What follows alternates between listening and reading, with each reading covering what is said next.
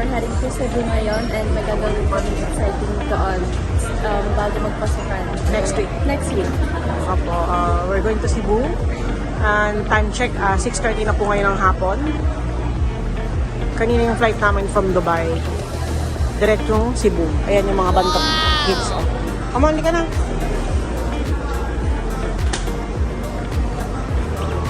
Magbabas yata kami ngayon.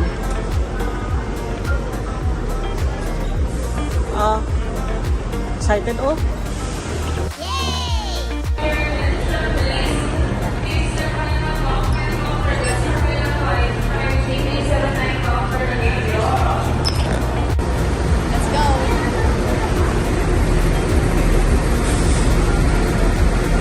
Pares ko sila ng bag. O, ano yan? Kambal?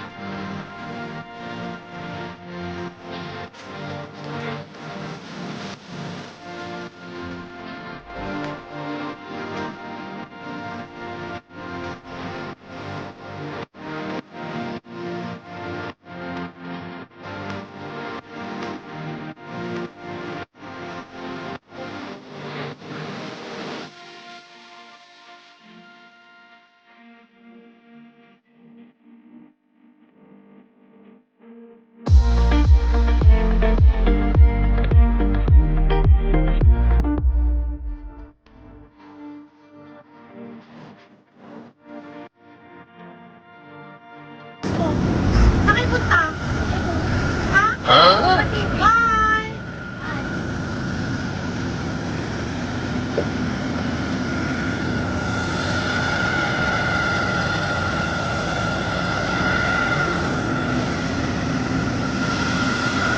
Tayo ang last to board.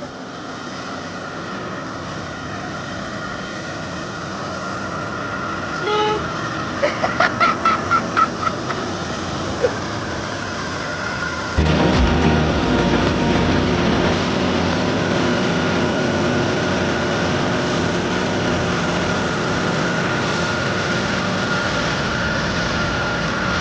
Hello guys, naka-arrive na po kami ngayon sa Mactan Cebu International Airport.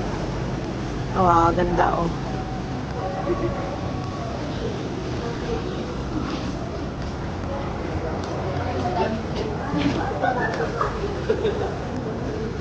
Ito pa rin sinulog. Ganda oh.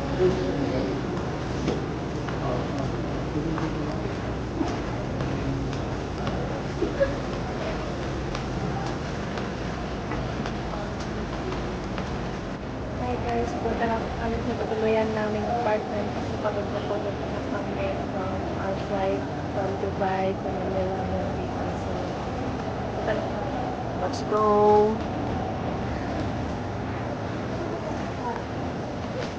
Mag-book na po kami ng Grab papunta sa apartment namin. Yung binook po namin ng apartment is sa tabi lang siya ng SM Cebu City. Tapos maaga yung pick up namin mamayang like 4 a.m.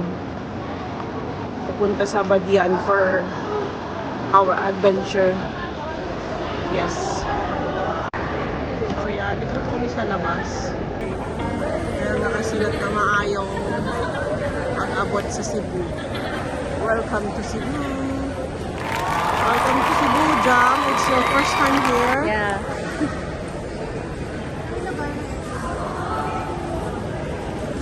A few moments later.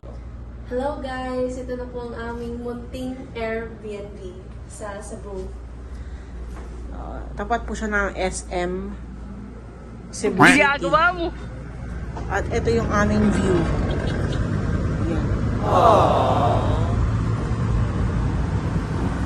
Saan pa kami?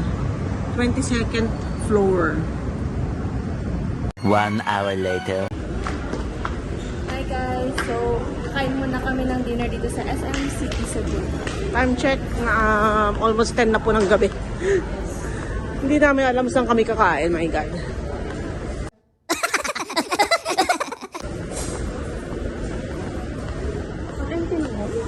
Oo nga eh.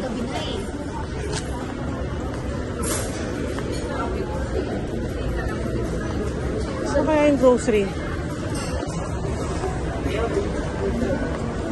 Hi guys, so mag-dinner na lang kami sa Jollibee kasi mostly ng mga food sa labas is like closed na. So, Jollibee na lang.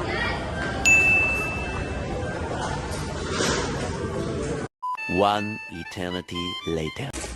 At dahil close na po yung Jollibee sa SM, nag-order na lang po kami sa Food Panda